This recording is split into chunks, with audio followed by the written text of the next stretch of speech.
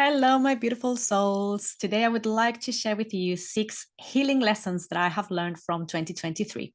As we approach the end of the year, I've been doing some self reflection about how the year has been, setting intentions for 2024.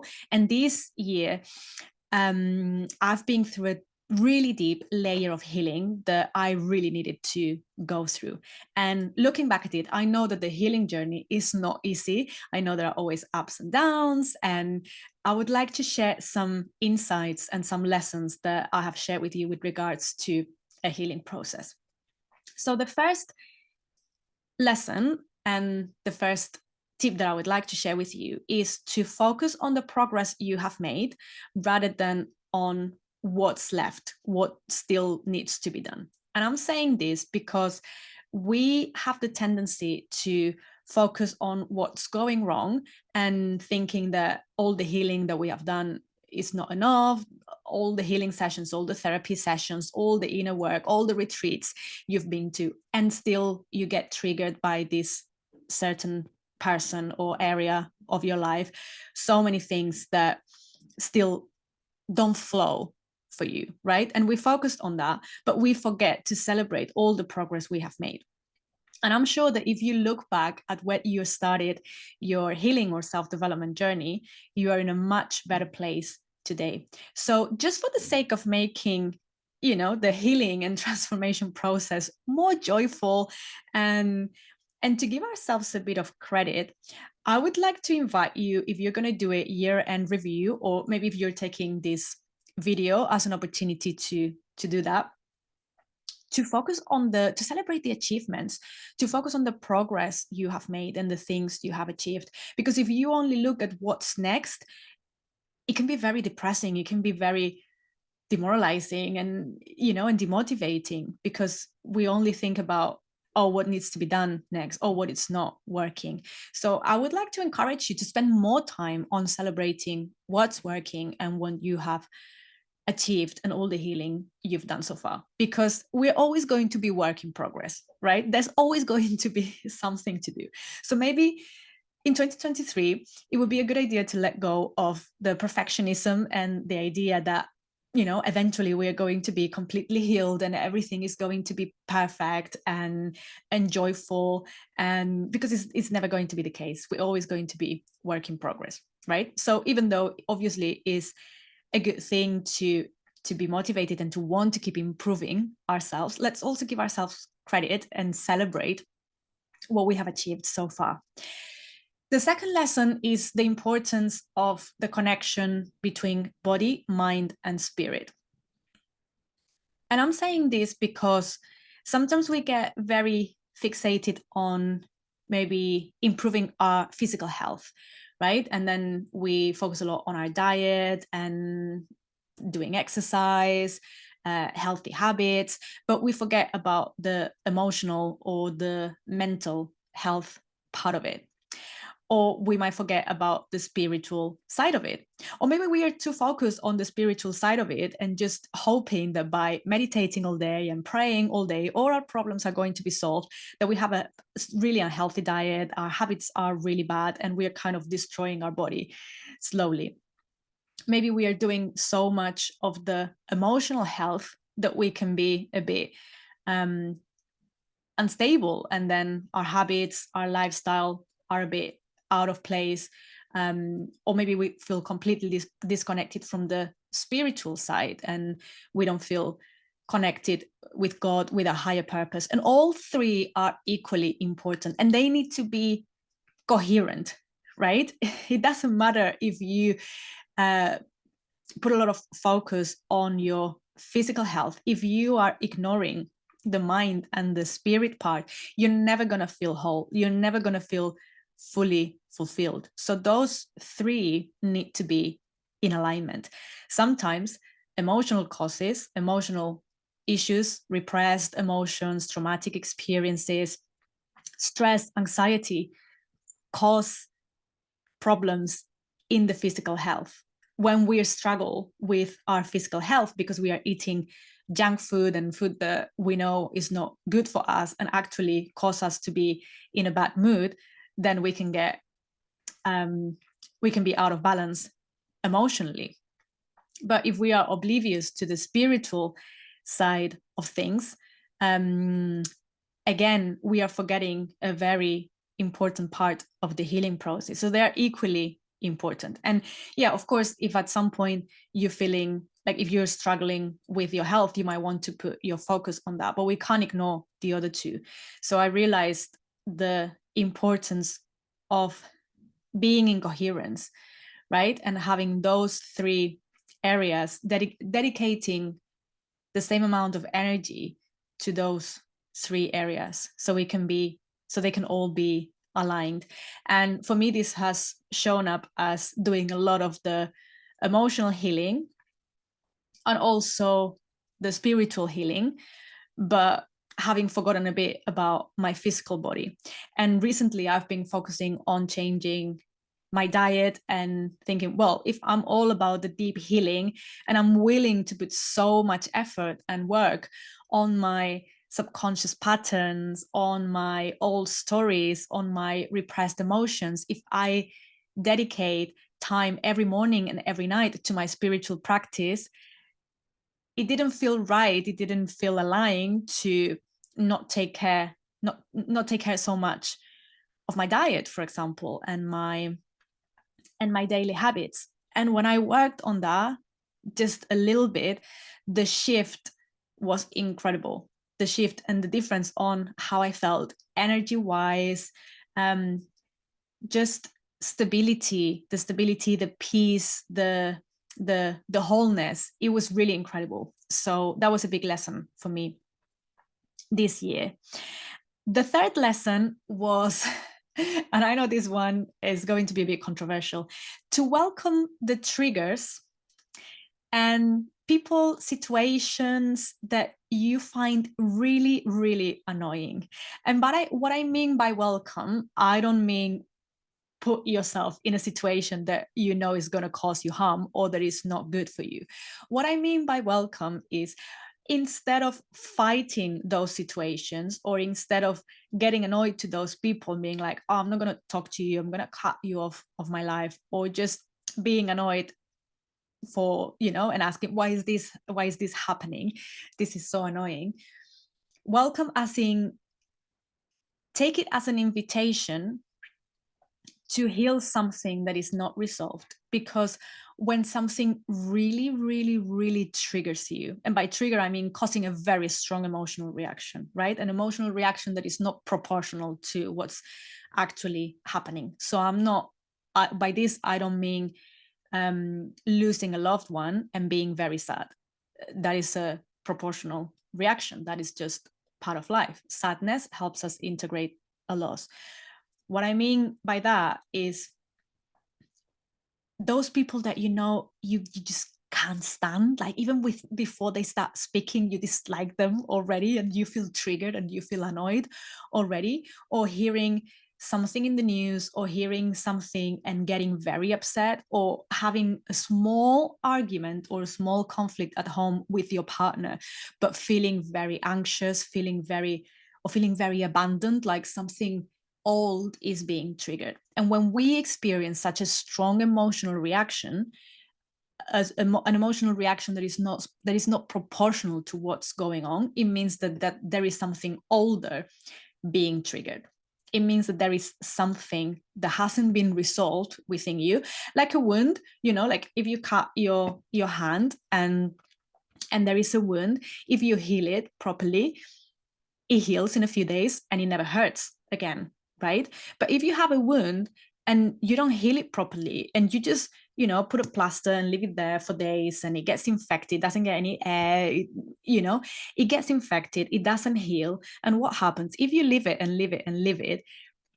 Anytime you touch it slightly, it's gonna hurt like hell. That's what I mean by emotional triggers. That's a wound, something that wasn't resolved or healed properly. And then years later, when you touch it slightly, it causes a lot of pain and it comes up with such a strong emotional reaction.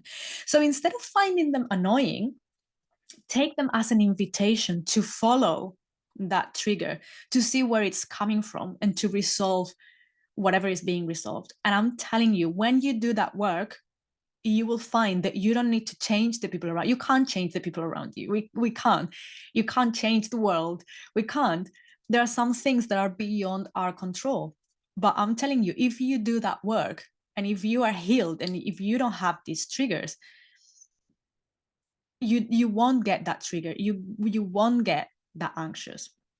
You won't get that scared of or angry. You might do, but in a proportional way, something that you can easily manage, and release. And in a day or two, you feel much better, right? And I promise you, there's no need to change other people. There's no need to change what's going on around you. You will feel different about it. And I mean, I'm not talking, of course, about keeping, like toxic relationships, or, like I said at the beginning, people or situations that are not good for you. No, that you need to, it is okay to change and to take action. But what I mean is, for example, members of your family that you cannot just cut off from your life, or situations that you can't change because they're beyond your control. When you do your healing, when you do your inner work, you will see that you're not that triggered and they don't bother you anymore.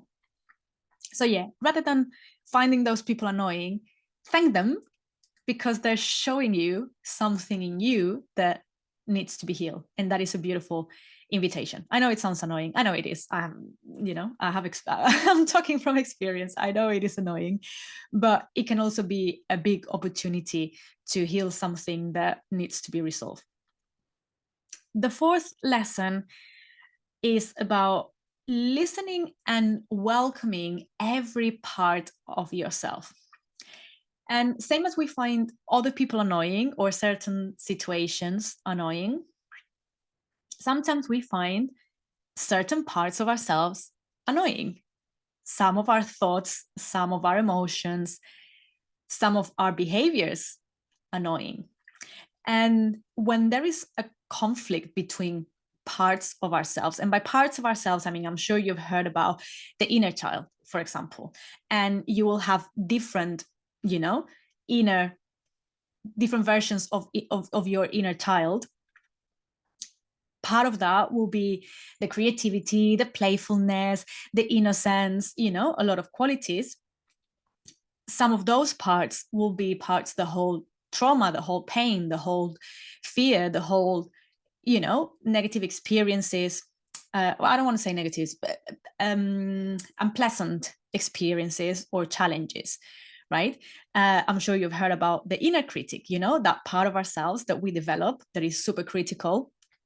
We can be so harsh, we can be our worst enemy, and we all develop that part of ourselves that is there to protect us most of the time, that is very critical, and we're like, oh, I hate my inner critic, oh, I can't deal with my inner critic. We all have different parts of ourselves. We have a part of ourselves that might be more outgoing, more active, more about the doing. There are part of ourselves that are more the whole, like the peace, the compassion, the kindness, and they're all valid. They're all you. It's it's like liking this finger but not this one, well, it's all part of ourselves, and I know that some of them, if we hold onto them, can be limiting, because maybe they hold old beliefs that are no longer serving us. They carry old emotions that are no longer serving us. But you will find that when you give space to those parts of you, rather than sending them to the basement, rather than hiding them, rather than repressing them, rather than hating them and being like, oh, this is so annoying, I'm just gonna try to repress it, rather than doing that, if you give them space to express themselves, you will see that true magic starts to happen. Because by integrating these parts of ourselves is when we can be whole again, is when we can heal the parts that have been wounded and really give space to the ones that carry all the treasures. And I had an experience recently when I did some work around it, which is what made me realize about the importance of not fighting ourselves, but working with these parts of ourselves as a team. And there was an inner conflict within me. So there was something like my the high achiever part of myself that, you know, that is successful, that is outgoing, that is determined, but that part of myself is not very compassionate, it's not very kind, you know. So I was like, oh, I don't want this part of myself anymore. That was very active in when I was working in the corporate world, for example. And I guess it grew a lot and it became stronger and stronger when I was in the corporate world. And then when I started my business, all about healing and, you know, a complete different approach and all the skills needed, I kind of demonized that part of myself. And then there is another part of myself that is the compassionate, kind, loving, peaceful. So it's like those two don't have much in common. They're very different. And what I found is that they were fighting each other. So the high achiever in me, the successful, determined part in me, was fighting the other one because she was thinking, we're not going to get anywhere with your kindness and your compassion and your woo woo woo, you know. But the part of me, the compassionate, kind part of me, saw the high achiever part of me as something bad, as something to demon. Oh, you only care about the success, you only care about the money. That's not who we want to be.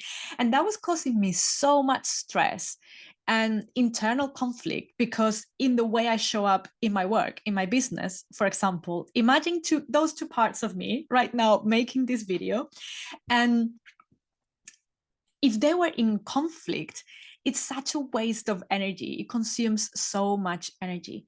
And at some point, I was like, okay, so I'm going to see if I can make these two parts of myself team up, because they have amazing qualities. It's not that one is bad and the other is good. They're both amazing. So how can I have them collaborating rather than fighting each other? And we had kind of a dialogue between us. And yeah, they got to a point of agreement, and they got to see that they were not to there was no point criticizing each other, and it wasn't a fight about who's better. It's about how can we bring our skills to the table as a team and use our strengths and do our strengths. It's like literally when you have a team of people working together, and each person will have different strengths and different qualities, and you assign them different work. And for me, that was really, really, really eye-opening, because when I stopped having that conflict and I resolved that conflict, which was based on prejudices and old beliefs, you know. So when I resolved that inner conflict, I found that I started having way more energy, that I was showing up in a complete different way, more confident, more determined, more balanced. It was like kind of balancing also the yin and yang energies, you know. So yeah, so there are no bad parts of ourselves. No part of yourself is bad. You just need to give them a voice and see what they have to say. And when you have that dialogue and help them understand and help them heal or whatever they need to do, it's like you retrieve a part of yourself. It's like in shamans talk about soul retrieval, you know, about retrieving those parts of our soul that have been dormant, that had to flee in a traumatic experience or in a challenge or in a painful experience, and then we bring them back. And when we bring them back, we can become whole again, because we're kind of integrating all the beauty and all the talents we have inside.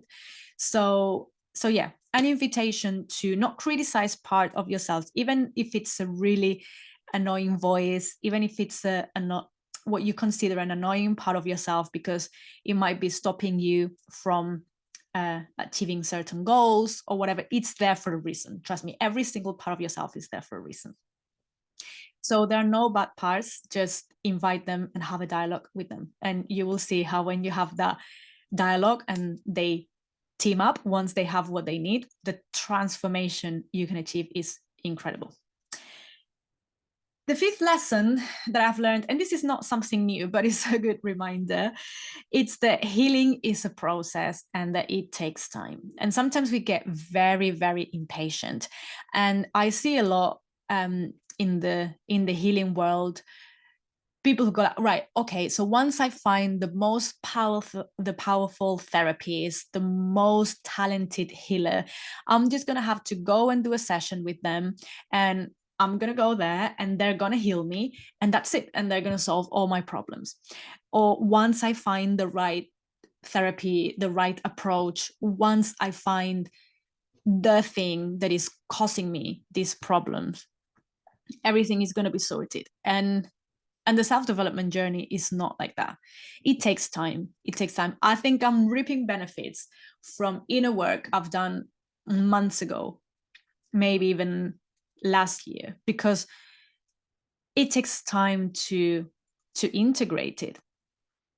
Think about your brain, your mindset, your set of beliefs about yourself, about the world, about others has been developing for years, so limiting beliefs or emotions that you might have been repressing, stories you might have been telling yourself again and again, have been there for years and years and years and years.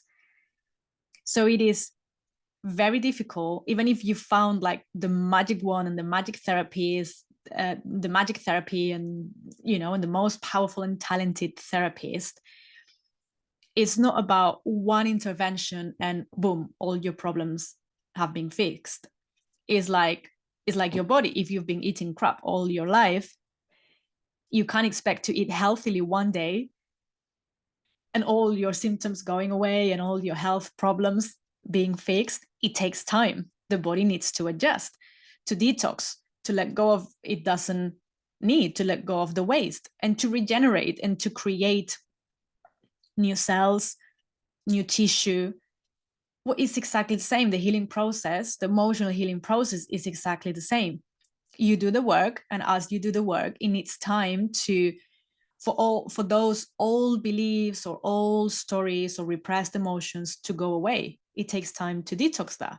And then after that, you need to rebuild your mindset and to develop and create new beliefs about yourself, about others, about the world, to learn to experience new emotions, to learn new patterns, new ways of thinking, feeling, and behaving. It takes time. So patience is key here. It's like cooking a really good dish. It's like slow cooking something. Yeah, you can throw a few ingredients and put it in the microwave. You're gonna get a rubbish dish. It doesn't work like that, right? It is a process. It's like if you want to grow a tree, it's not about giving it lots and lots of water one given day. It needs time to grow. You need to water it every day. You need to nurture it every day. You need to make sure the soil is right. It doesn't matter if you give it extra water for 2 days. It's not going to grow faster. It is a process. So this is kind of a message to give yourself permission to heal and to grow at your own pace without rushing, without high expectations, just at your pace, at the pace you need. Because sometimes we can get caught in the, oh, I'm going to do so many sessions and, and I'm going to go to 2 retreats in a row, but it needs time to integrate. It takes time. It is how the process is. So a good reminder also when there are setbacks, and this is a very important one, because sometimes maybe you feel that you're making some progress, but then there is a setback and something goes wrong again. You're like, oh, well, maybe it didn't work in the end, maybe there's still something there. And there are always going to be ups and downs. Life is made of cycles, right? So there's always going to be ups and downs, moments where things are going well, moments when things are going not so well. It never gets to the point where you feel like you're completely healed, like this is it. I don't have even a second anxiety, of self-doubt, or the body feeling, having a symptom or a health problem. It doesn't get to a point where everything is just perfect. There are always setbacks and ups and downs. That doesn't mean that you're not healing. That doesn't mean that you're not making progress. It means that you're human, and that is part of life.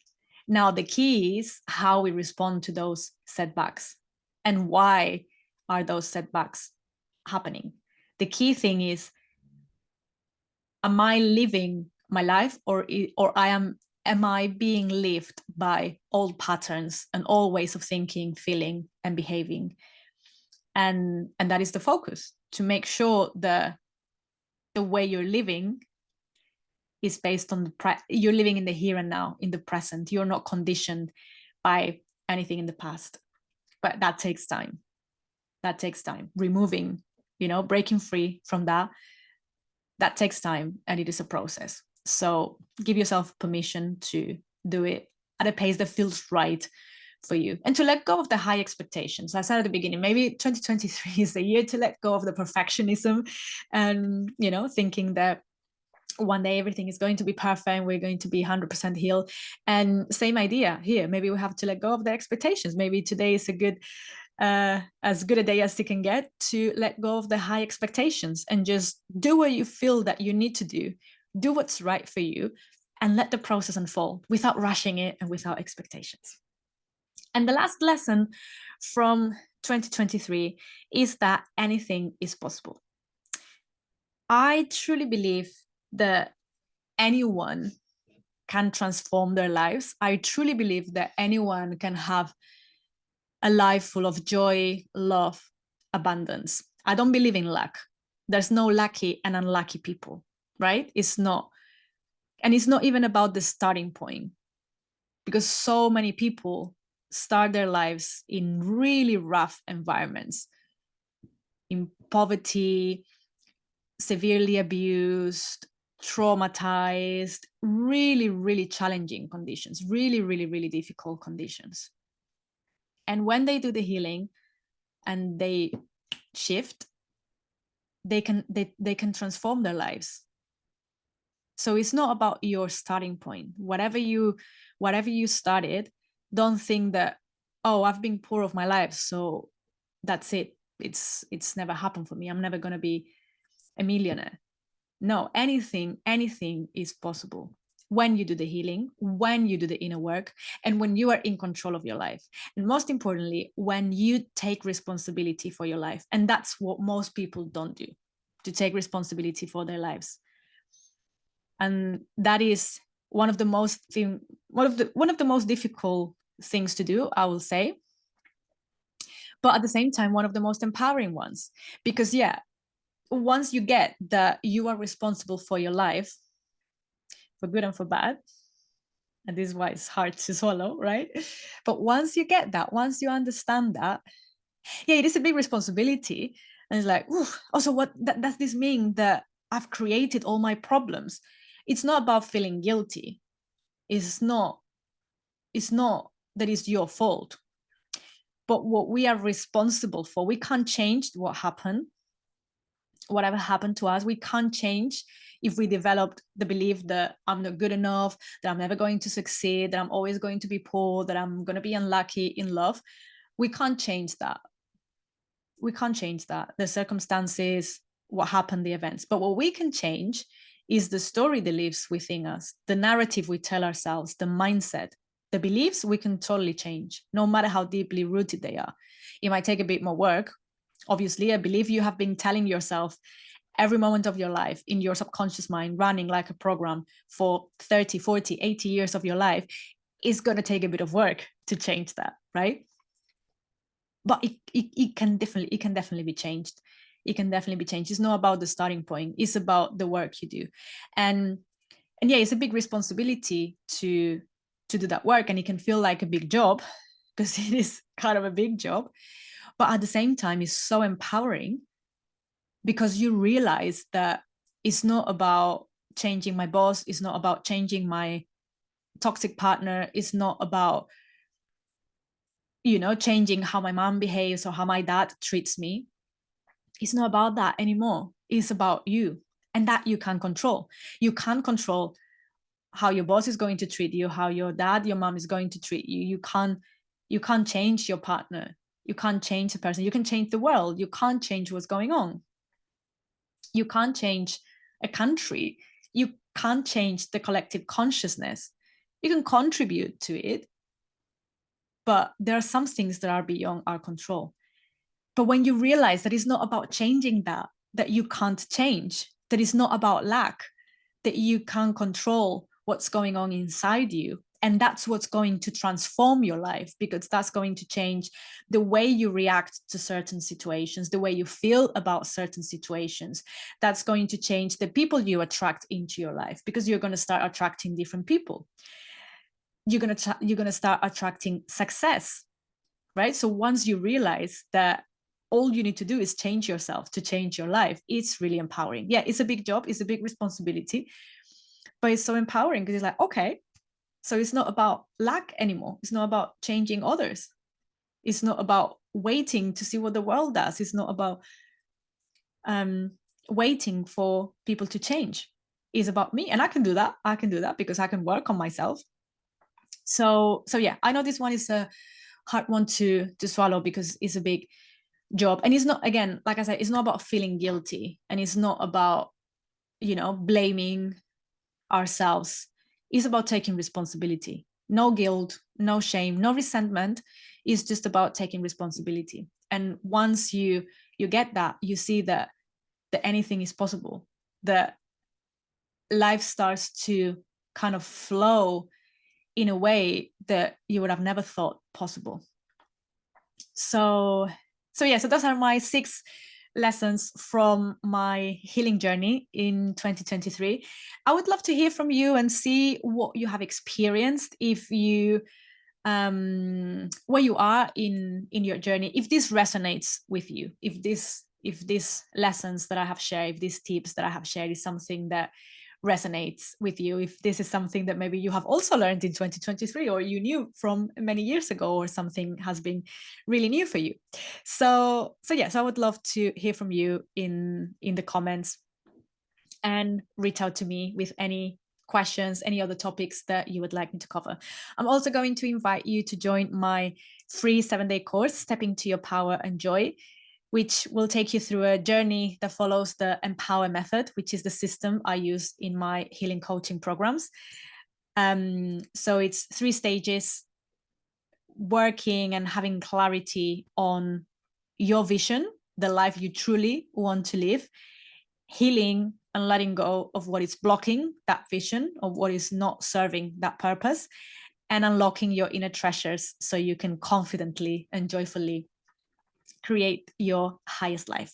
And if you are ready for the deep work, if you feel like this is the time and you are really ready for the deep work, I would like to invite you to book a free discovery session with me and see how my healing coaching programs can help you to break free from the conditioning of the past and to reclaim your power, so you can create the life of joy and purpose that you came here to live.